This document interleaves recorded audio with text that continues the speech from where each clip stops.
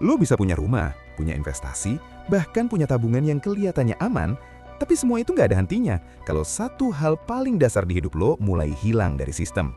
Dan yang bikin masalahnya makin serius, perubahan ini nggak datang dengan cara yang dramatis, nggak ada pengumuman besar, nggak ada tanda bahaya yang jelas. Semuanya terjadi pelan, halus, tapi konsisten.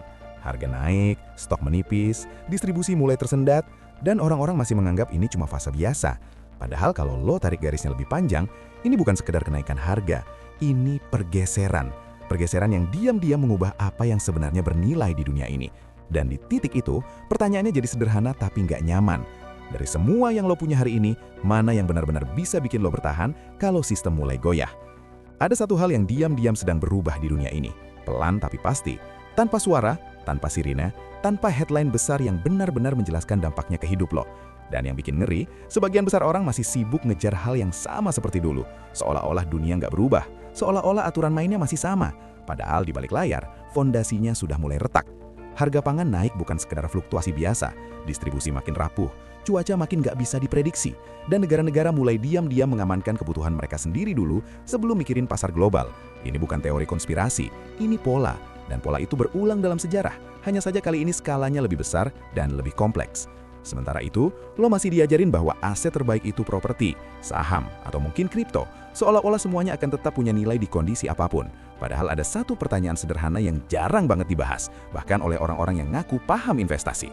Kalau sistem distribusi pangan terganggu, kalau supply mulai terbatas, kalau harga naik bukan lagi karena inflasi tapi karena kelangkaan, apa yang benar-benar punya nilai? Uang lo, portfolio lo, atau sesuatu yang jauh lebih sederhana tapi jauh lebih fundamental? Kita hidup di zaman di mana nilai itu terasa abstrak. Angka di layar bisa bikin orang merasa kaya. Grafik naik turun bisa bikin panik atau euforia. Tapi semua itu berdiri di atas satu asumsi besar yang sering kita anggap pasti, yaitu bahwa kebutuhan dasar akan selalu tersedia. Makanan akan selalu ada, air akan selalu bisa diakses, dan sistem akan selalu berjalan. Padahal kalau lo lihat lebih dalam, asumsi itu rapuh. Terlalu rapuh untuk dijadikan fondasi hidup jangka panjang. Dan ironisnya, semakin modern dunia ini, semakin jauh kita dari kemampuan untuk memenuhi kebutuhan dasar kita sendiri. Lo mungkin punya uang, tapi nggak tahu cara menanam. Lo mungkin punya aset digital, tapi nggak tahu dari mana makanan lo sebenarnya berasal. Dan di titik itu, lo sebenarnya bukan mandiri. Lo cuma tergantung pada sistem yang bahkan lo sendiri nggak kontrol. Ada ironi yang cukup tajam di sini. Orang berlomba-lomba beli properti sebagai simbol keamanan finansial, padahal properti itu sendiri bergantung pada banyak hal yang nggak bisa lo kendalikan. Nilai properti bisa naik karena lokasi, karena pembangunan, karena ekonomi tumbuh. Tapi semua itu masih bergantung pada stabilitas yang sama. Kalau krisis pangan benar-benar terjadi, kalau daya beli turun drastis, kalau kebutuhan dasar jadi prioritas utama, properti bisa berubah dari aset jadi beban. Pajak tetap jalan, perawatan tetap ada, tapi nilainya belum tentu likuid, belum tentu bisa langsung ditukar dengan sesuatu yang lo butuhin. Dan di situ, lo mulai sadar bahwa nilai itu bukan soal harga pasar, tapi soal kegunaan nyata dalam kondisi ekstrim. Hal yang sama juga berlaku buat saham. Selama ekonomi tumbuh, selama perusahaan bisa produksi dan jualan, saham punya nilai. Tapi coba lo tarik ke skenario yang lebih realistis, di mana supply chain terganggu, bahan baku langka, distribusi tersendat. Perusahaan bisa turun performanya, bahkan bisa berhenti. Dan ketika itu terjadi, nilai saham lo ikut tergerus. Bukan karena lo salah pilih, tapi karena sistemnya yang terguncang. Dan lagi-lagi, lo dihadapkan pada pertanyaan yang sama. Apa yang benar-benar bisa lo andalkan ketika semuanya nggak berjalan normal? Sekarang, kita tarik ke hal yang lebih mendasar. Pangan. Sesuatu yang selama ini dianggap biasa, bahkan sering disia-siakan.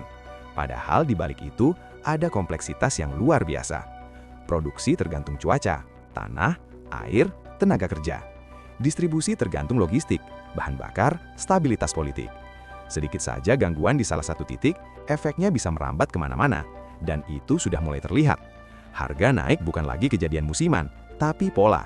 Negara-negara mulai membatasi ekspor, cadangan mulai diamankan, dan pasar global yang dulu terasa terbuka, perlahan mulai tertutup.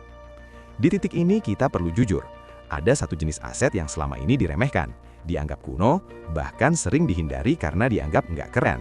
Tapi justru punya nilai paling tinggi ketika krisis benar-benar datang. Bukan properti, bukan saham, bukan emas, tapi kemampuan untuk menghasilkan pangan. Kemampuan untuk menanam, mengelola, dan memahami sumber makanan lo sendiri. Ini bukan sekedar skill, ini aset. Aset yang nggak tergantung pada pasar, nggak tergantung pada sistem finansial, dan nggak bisa diinflasi oleh kebijakan moneter. Gua tahu, ini terdengar terlalu sederhana. bahkan mungkin terlalu kampung buat sebagian orang. Tapi justru disitulah letak kekuatannya. Hal-hal yang terlalu sederhana seringkali diabaikan, padahal justru paling tahan terhadap perubahan. Kemampuan menanam bukan cuma soal punya lahan, tapi soal mindset, soal cara lo melihat dunia. Apakah lo mau terus bergantung, atau mulai pelan-pelan membangun kemandirian? Dan ini bukan berarti lo harus langsung pindah ke desa, jadi petani, atau meninggalkan semua yang lo punya sekarang. Bukan itu poinnya.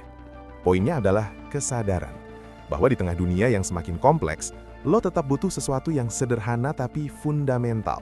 Sesuatu yang bisa lo andalkan ketika sistem gagal. Dan itu nggak bisa dibeli dalam bentuk saham atau properti.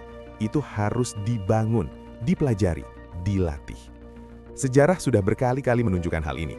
Setiap krisis besar, yang paling bertahan bukan yang paling kaya di atas kertas, tapi yang paling adaptif, yang punya akses ke kebutuhan dasar, yang bisa memenuhi kebutuhan mereka tanpa terlalu bergantung pada sistem. Dan kalau lo pikir ini berlebihan, coba lihat pola yang sedang terjadi sekarang. Perubahan iklim bukan lagi wacana, tapi realita.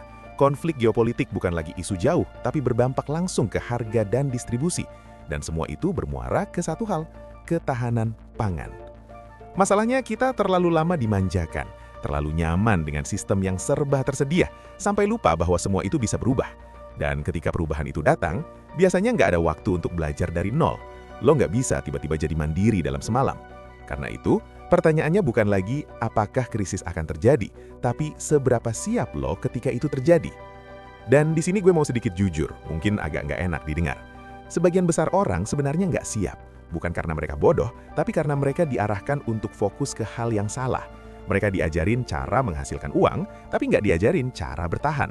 Mereka diajarin cara investasi, tapi nggak diajarin cara memenuhi kebutuhan dasar. Dan itu menciptakan ilusi keamanan. Seolah-olah selama punya uang, semuanya akan baik-baik saja. Padahal uang itu sendiri hanya alat. Nilainya tergantung pada apa yang bisa lo tukar. Kalau makanan jadi langka, nilai uang bisa berubah drastis. Bukan karena inflasi biasa, tapi karena prioritas. Orang nggak lagi mikirin investasi, mereka mikirin makan. Dan di situ, aset yang benar-benar bernilai adalah yang bisa langsung memenuhi kebutuhan, bukan yang butuh proses panjang untuk dicairkan. Ini bukan ajakan untuk panik, ini ajakan untuk berpikir lebih dalam, lebih kritis, lebih realistis. Karena dunia memang berubah, dan perubahan itu nggak selalu nyaman, tapi selalu memberi sinyal. Dan kalau lo cukup peka, lo bisa lihat arahnya. Mungkin lo nggak langsung bisa punya lahan, nggak langsung bisa produksi pangan sendiri, tapi lo bisa mulai dari hal kecil, memahami, belajar, mencoba.